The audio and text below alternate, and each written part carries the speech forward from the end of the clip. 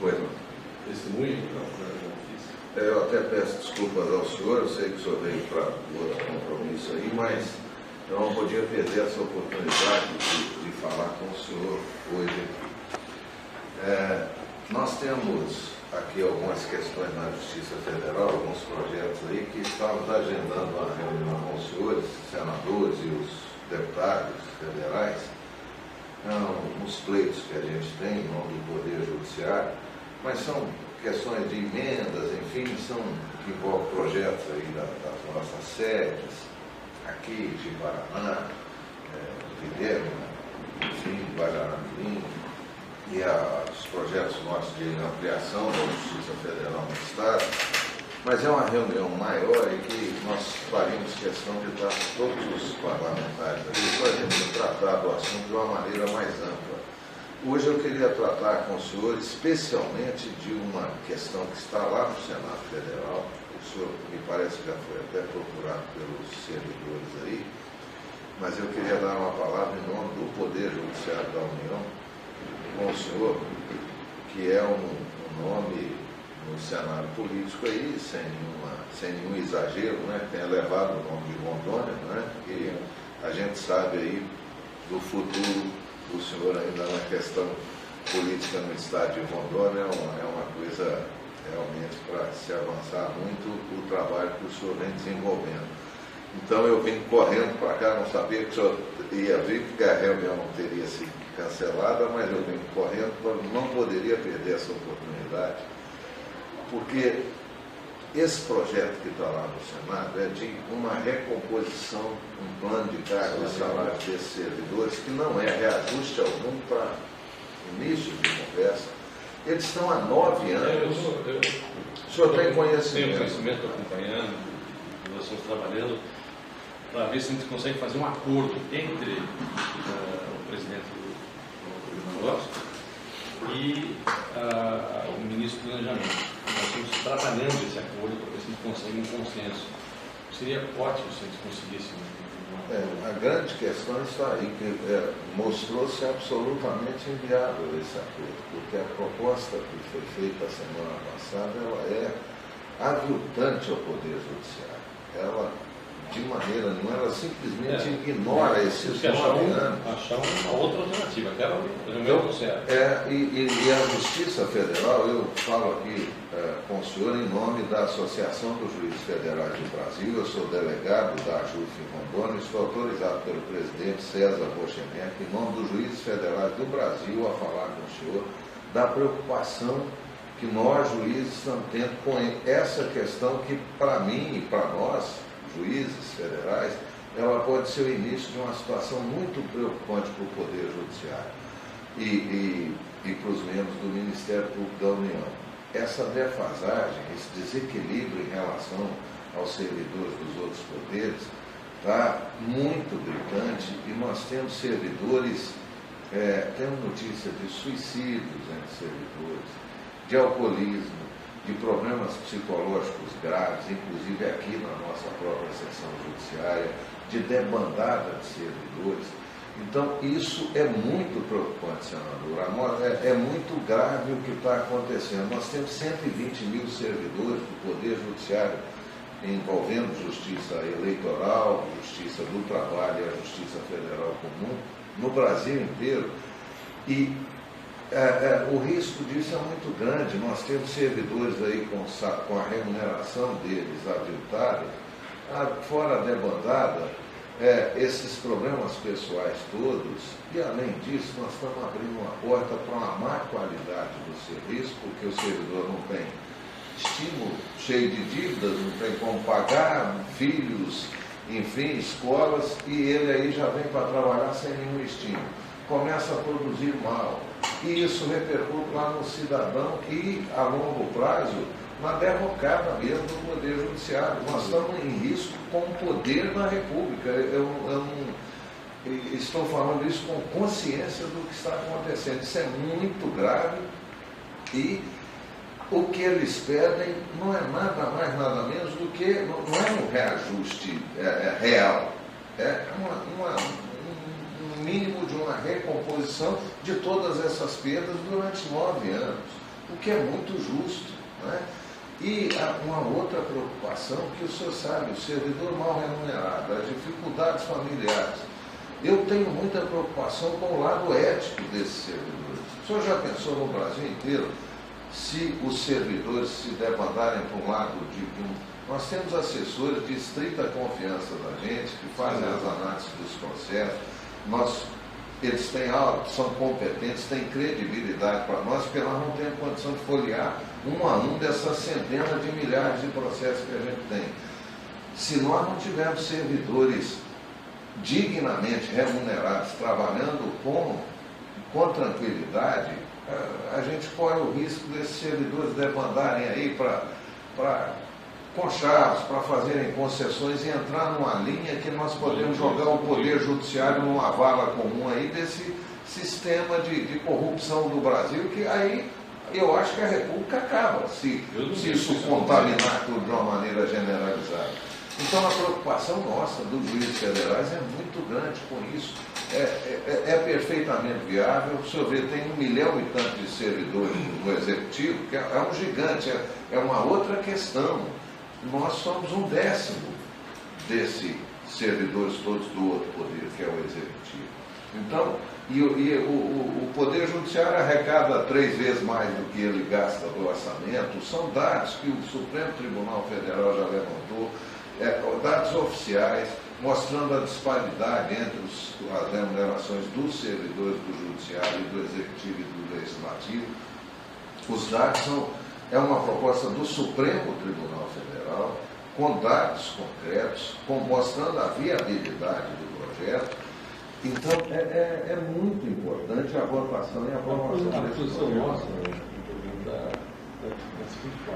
nós estamos tentando o acordo. Se não houver o acordo, nós vamos votar sem mudança. Já veio da Câmara, não? Já veio da Câmara, foi aprovado em todas as comissões da Câmara, unânime pela Comissão de Constituição e Justiça do Senado, unânime. Também. Só essa chancela do Senado Federal que para consolidar, né? E depois a gente vai trabalhar com a questão do veto ou não, mas aí eu acho que o Senado Federal vai estar dando uma demonstração de poder. Se o Executivo vetar ou não é um outro problema, mas o Senado da República... A posição nossa é exatamente essa. Se não der o acordo, se não me engano, o limite para o acordo é terça, amanhã. Amanhã o projeto está pautado para ser votado amanhã. Se não der o acordo, vai a votação. Vai a votação e nós aprovaremos. Essa é a posição nossa dos líderes. Senador, estou ouvindo isso do senador Assir Burgas, com o peso do nome que o senhor tem, não só em Rondônia, no Brasil inteiro, e nós estamos realmente, eu posso dar essa notícia para os servidores do Poder Judiciário do Brasil? Pode dar essa informação. A posição nossa foi de achar uma alternativa para acordo.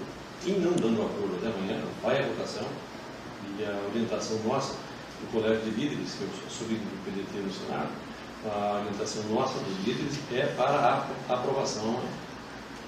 Recebo com muito prazer, com muita satisfação essa palavra do senador Assir Burgas. Isso para nós, a todos. O senhor não tem ideia do peso que é o que o senhor está nos afirmando aqui hoje para esses 120 mil, essas 120 mil famílias que estão hoje aí no Brasil inteiro, hoje, dia 29, numa situação de absoluta aflição, tudo parado aqui, as questões urgentes, as audiências, com a responsabilidade que eles têm da nossa responsabilidade da prestação jurisdicional, não estão parando a dinâmica, né? E a Justiça Federal tem no Brasil uma importância tem um trabalho muito bom, né, de Poder Judiciário, assim, a gente precisa manter isso, né? Então é uma questão de interesse, todo mundo reconhece isso sem, né? E nos vários ramos, né? Na justiça eleitoral, na justiça do trabalho, na federal comum, né? Nós temos tido esse histórico de atuação, de conselho. De avanço, né?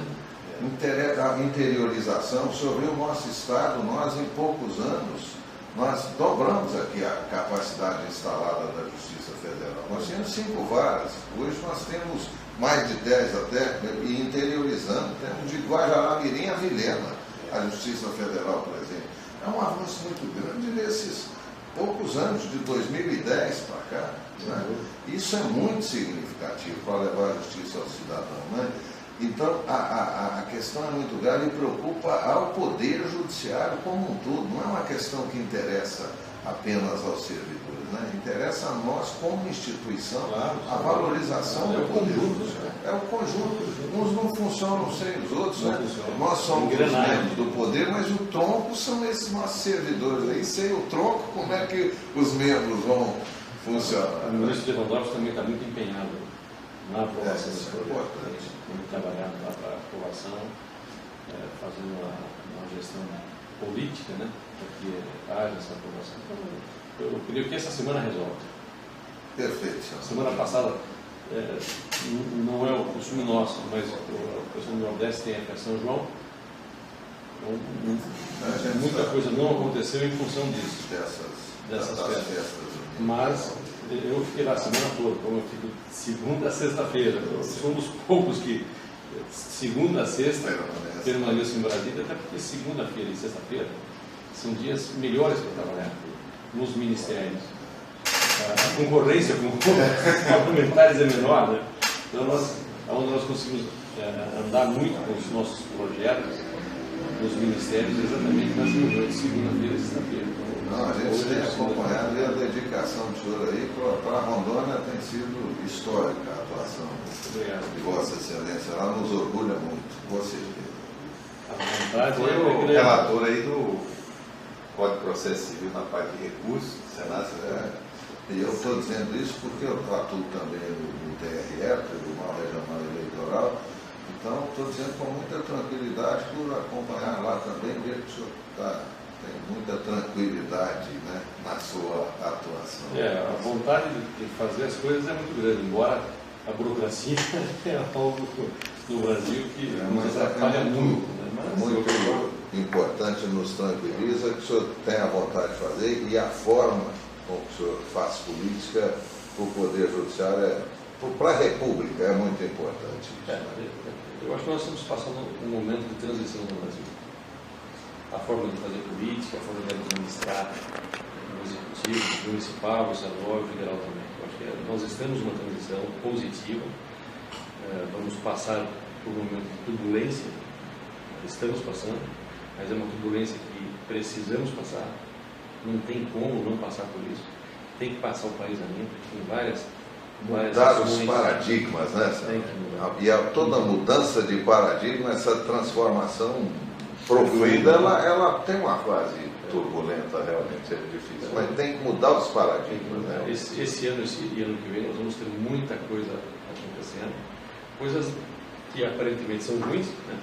Mas é para o bem do país. É verdade. Problemas sérios que estão aparecendo, mas tem que acontecer. Nós precisamos passar por isso para melhorar o país. Eu estou cansado de ser, no meu caso, ser comparado a todos os políticos brasileiros. Então, tem que separar o joio do trigo. Tem que separar o joio do trigo. Eu vejo que nesse momento estamos caminhando para isso, para separar o joio do trigo. A maneira de fazer política, a maneira de você atuar na política, de você administrar no executivo, no legislativo e executivo. Então, essa mudança é muito importante e talvez a única oportunidade que nós estamos tendo para isso acontecer.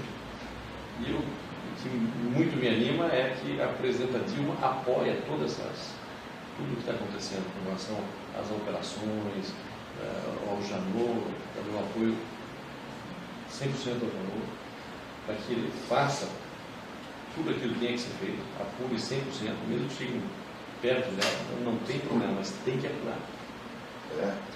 Isso é importante. A gente tem a responsabilidade nesse período também manter a República, né? Manter as instituições funcionando e então fortalecidas. Com certeza. Então, muito obrigado. Fica à disposição lá em Brasília, se eu tivesse